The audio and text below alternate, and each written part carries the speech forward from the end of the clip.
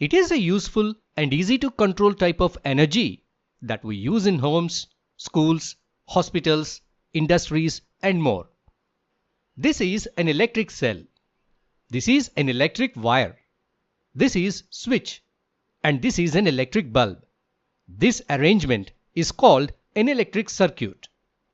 A continuous and closed path of an electric current is called an electric circuit. If the switch is in off position, the circuit is not complete. When the switch is on, the circuit becomes complete and the electricity starts flowing in the circuit. This flow of electric energy in the circuit is called electric current. The direction of the flow of electric current can be described in two ways: conventional current and electron flow. Conventional current. This is the direction in which positive charges would flow. By convention, it is defined as flowing from the positive terminal to the negative terminal of a power source. This convention was established before the discovery of the electron and is still used today in most circuit diagrams and descriptions. Electron flow. In reality, electric current in a conductor, such as a metal wire, is due to the flow of electrons. Electrons are negatively charged and move from the negative terminal to the positive terminal of a power source. This is the actual physical flow of electric charge in most conductive materials. Now let's see how is the electric current expressed. Electric current I. The current through a conductor is the amount of charge Q that flows through it in a given time t. It is given by the formula I equal to Q by T. I means electric current, Q means electric charge, and T is time. Let us see the units of electric charge and electric current. SI unit of electric charge. The unit of electric charge is the coulomb, C. 1 coulomb is roughly equal to the charge of 6 into 10 to the power 18 electrons, with each electron carrying a charge of 1.6 into 10 to the power of minus 9 coulombs. SI unit of electric current. The unit of electric current is the ampere A. 1 ampere is the flow of 1 coulomb of charge per second. 1 A equal to 1 C by 1 S. Smaller units of current. Let's see the smaller units of current. Milliampere is equal to 1 MA equal to 10 to the power of minus 3 angstrom. Microampere mu A. 1 mu A equal to 10 to the power minus 6 amperes. Then how do we measure the electric current in a circuit? Ammeter is an instrument used to measure electric current in a circuit. It should be connected in series with the circuit components. Electric potential and electric current. Electric potential and electric current are fundamental concepts in electricity. First, let us understand electric potential. Here, two water tanks are connected and they both are at the same level. Now, can you see any movement of water from one tank to another one? No, because the potential energy of the water in both the tanks is same. But here in this case, the water in tank 1 flows to tank 2 because the potential energy of water in tank 1 is higher than the potential energy of water in tank 2. That means the water flows due to the difference in potential energy of the two tanks. Tank 1 has higher potential energy than tank 2. So the water flows from tank to tank 2.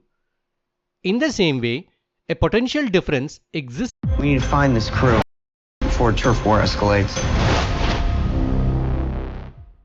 700 plus students already transformed their finances. Will you be the next before the year ends? I'm Nikhil Malhotra, founder of Monetize. It's between the positive and negative poles of a cell. So, the flow of electricity takes place between one pole to another. This flow of electricity powers the things like light bulbs, fans, etc. So, potential difference is the difference in the electric potential energy between 2 points in a circuit. Now let's see what is voltage. Voltage is simply another word for potential difference. when we measure the potential difference between 2 points, we measure it in units called volts. That is why we call it as voltage. The SI unit of electric potential difference is volt V. It is named after an Italian physicist, Alessandro Volta. So 1 volt is equal to 1 joule by 1 coulomb. 1 V equal to 1 J C to the power minus 1. So 1 volt is the potential difference between 2 points in a current carrying conductor when 1 joule of work is done to move a charge of 1 coulomb from one point to the other. The potential difference is measured using an instrument called voltmeter. The voltmeter is always connected in parallel to the points between which the potential difference needs to be measured. Next, electric current. Electric current is the flow of electric charges through a conductor. If we go back to our water tank example, electric current is like the flow of water through a pipe. The amount of water flowing per second is similar to the amount of electric charge flowing through a wire per second. Electric current is measured in amperes. Example, when you turn on a light switch, you create a path for the electric current to flow from the battery through the wires and into the light bulb, causing it to light up. The flow of electric charges, that is the current, which powers the bulb. So electric potential is the pressure that pushes the electric charges, and electric current is the flow of those charges through a conductor. So this is about electric potential and electric current. Electric circuit diagrams. An electric circuit generally includes a cell or battery, a switch or plug key, electrical components, and connecting wires. To make it easier to understand, we often use a schematic diagram where the different parts of the circuit are represented by standard symbols. Now let us see the important electrical components and their standard symbols. This is an electric cell and this is its symbol. A battery or combination of cells and its symbol. Plug key or switch open. This is the symbol of it. Plug key or switch closed. This is the symbol of plug key closed. This is a wire joint and this is the symbol of it. Wires crossing without joining and this is its symbol. Electric bulb and this is its symbol. A resistor of resistance R and this is the symbol of resistance. Variable resistance or rheostat and this is the symbol of it. Ammeter and this is the symbol of ammeter. Voltmeter and this is the symbol of voltmeter. By learning these symbols, you will be able to understand a diagrammatic representation of an electric circuit. Ohm's law. In 1827, a German physicist, Georg Simon Ohm, proposed a law that explains the relationship between voltage, current, and resistance in an electrical circuit. Voltage V is like the push or force that makes electric charges move through a circuit. Current I is the flow of electric charges through the circuit. Resistance R, it is the property of the conductor to resist the flow of charges through it. Means resistance slows down the flow of electric charges. Ohm's law states that the current I in a circuit is directly proportional to the voltage V and inversely proportional to the resistance R. In simple terms, if you increase the voltage, the current increases. If you increase the resistance, the current decreases. Mathematically, Ohm's law is written as V equal to I into R or I equal to V by R, where V is the voltage, I is the current, and R is the resistance. So if you know any two of these values, you can calculate the third one. Let us see how to verify Ohm's law with lab setup. To verify Ohm's law, we need few cells, a cell holder, a conductor, and an ammeter to measure the electric current, and an voltmeter to measure the potential difference or voltage. Now connect the circuit and place only one cell in the cell holder. Let us note down the readings in the voltmeter and in ammeter. Write these values in a table. Now let us add one more cell to the battery and note down the readings. Take the readings with 3 cells and next with 4 cells. Now let us observe the table and the values recorded. Now plot these values on a graph having current flow on x-axis and potential difference or voltage on y-axis. With one cell, the current value is 0.15 and voltage is 0.3. And with 2 cells, the current value is 0.25 and voltage is 0.5. With 3 cells, the current is 0.375 and voltage is 0.75. With 4 cells, the current is 0.5 and voltage is 1.0. So we have plotted these values on the graph. Now the VI graph has a straight line passing through the origin, which indicates that V is proportional to I, or V by I is constant. What is that constant? That is nothing but resistance R. So V by I equal to R. V equal to IR, or we can write I equal to V by R. Now let us know some more details about resistance. The SI unit of resistance is ohm. It is represented by the Greek letter omega.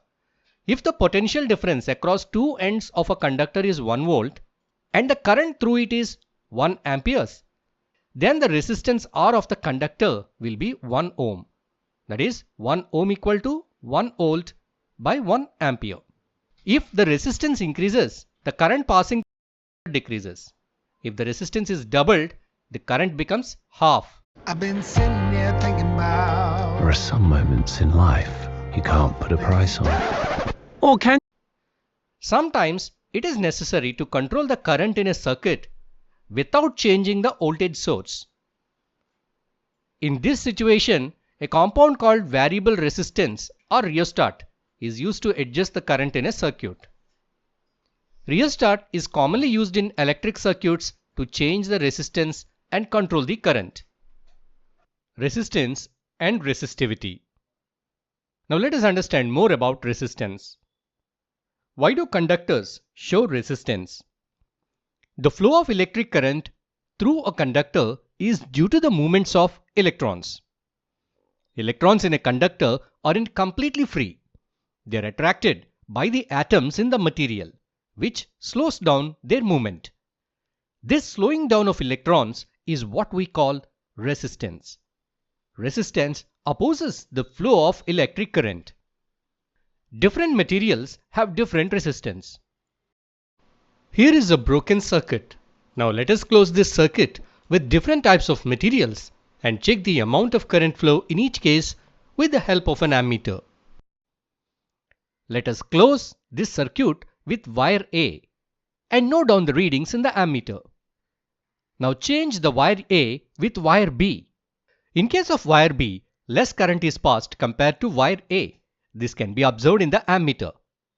Now replace wire B with wire C. In case of wire C, very less current is passed compared to wire B. Now replace the wire C with wire D.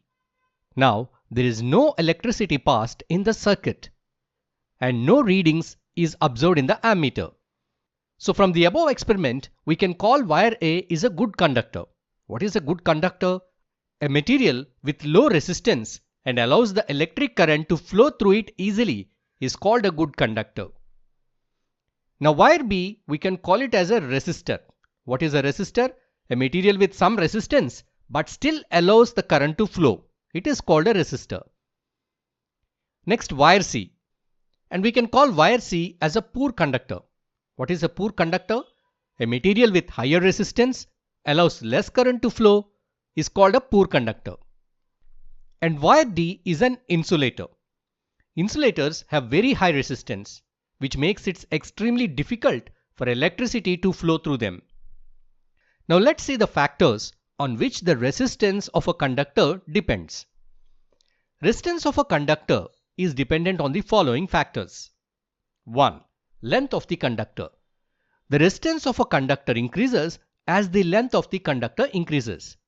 2. Cross-sectional area of the conductor. The resistance of a conductor decreases as the cross-sectional area increases. And the third one, nature of the material. The resistance of a conductor also depends on the type of material it is made from.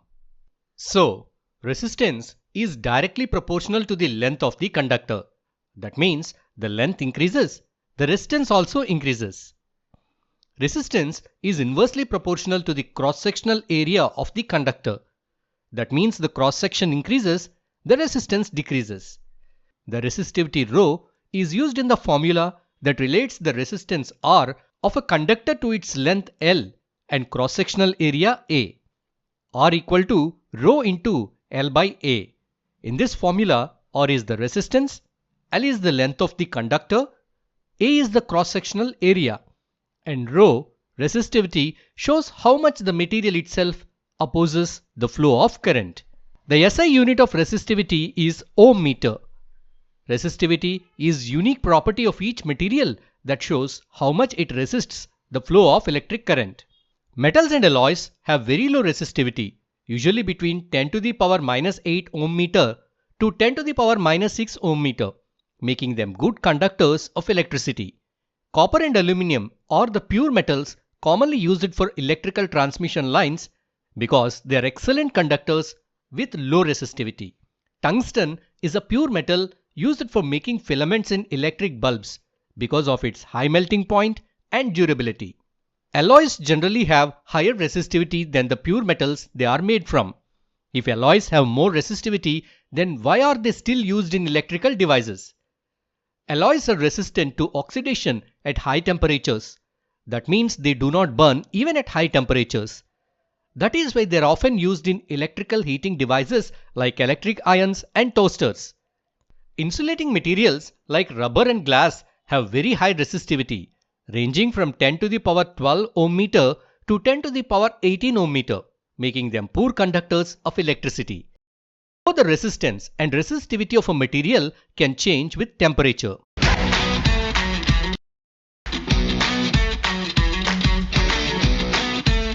These summer programs are designed to immerse students in a particular topic. It's really inspirational.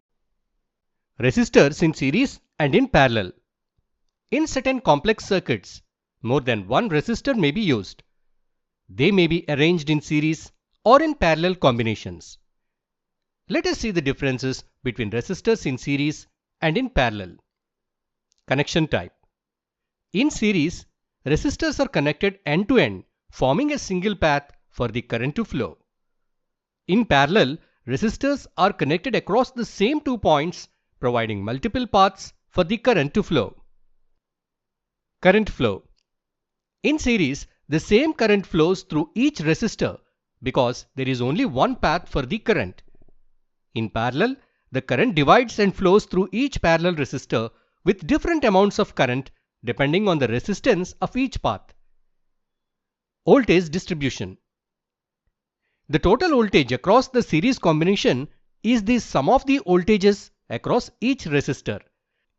Each resistor has a different voltage drop.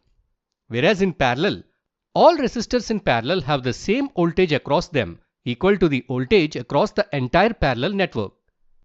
Total resistance. In series, the total resistance is the sum of the individual resistances. Rs equal to R1 plus R2 plus R3. The total resistance increases as more resistors are added in series. In parallel, the reciprocal of the total resistance is the sum of the reciprocals of the individual resistances. 1 by Rp equal to 1 by R1 plus 1 by R2 plus 1 by R3. The total resistance decreases as more resistors are added in parallel. Effect on circuit. Increasing resistance by adding more resistors in series results in a lower current for a given voltage. Adding more resistors in parallel lowers the total resistance and increases the current for a given voltage. Heating effect of electric current.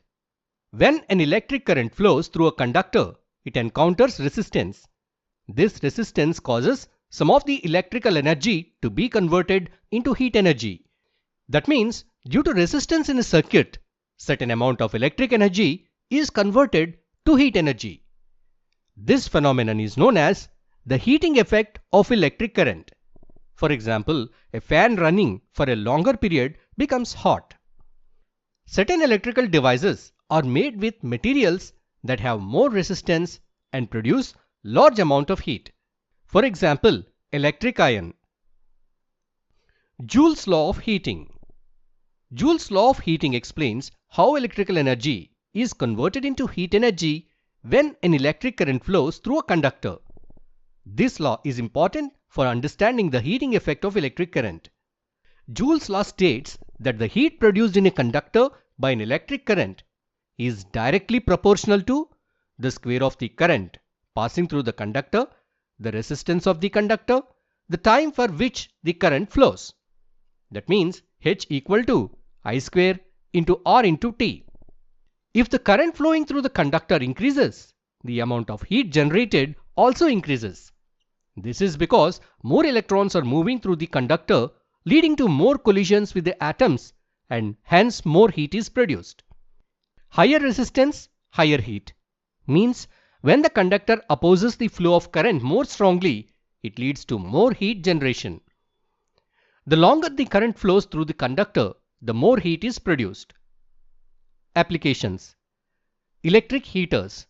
The principle of Joule's law is used in electric heaters where the electrical energy is converted entirely into heat to warm a room.